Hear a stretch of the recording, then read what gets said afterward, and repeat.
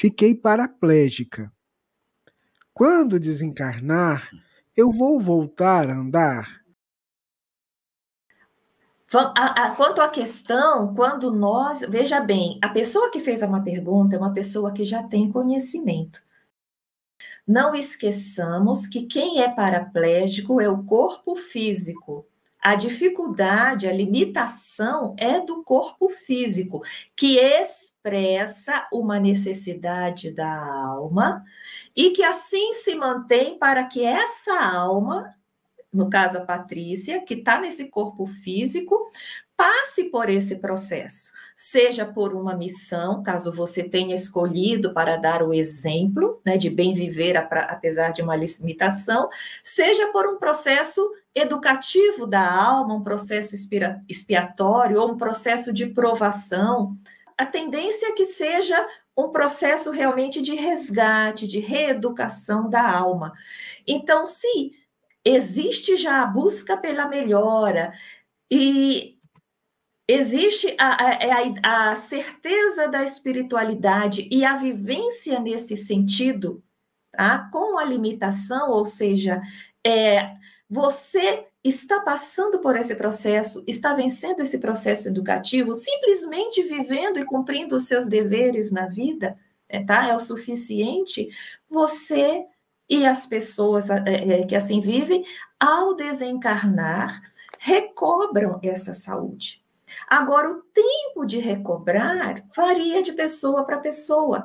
Por quê? Porque existem pessoas que, apegadas à matéria, desconhecendo a realidade do mundo espiritual, quando desencarnam mentalmente, elas estão impregnadas com a ideia de que eu sou o meu corpo físico.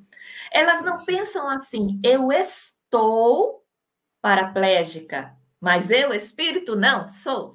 Como deveria ser, né? Eu estou com tal doença, porque eu estou no corpo físico, mas eu não sou essa doença.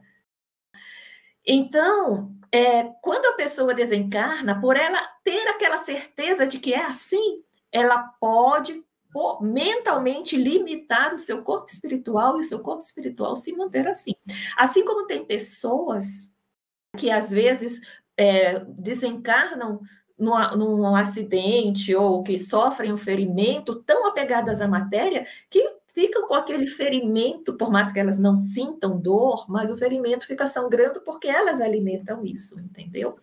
Mas o normal, nas situações que você está descrevendo, é desencarnar, ser acolhida e recuperar a sua saúde. Se vocês verem o nosso lar, vocês vão observar que o André Luiz, totalmente desvinculado da espiritualidade, foi acolhido sentindo ainda aquele desconforto na região que provocou o seu desencarne, porque o corpo espiritual dele mantinha-se adoentado. Por quê?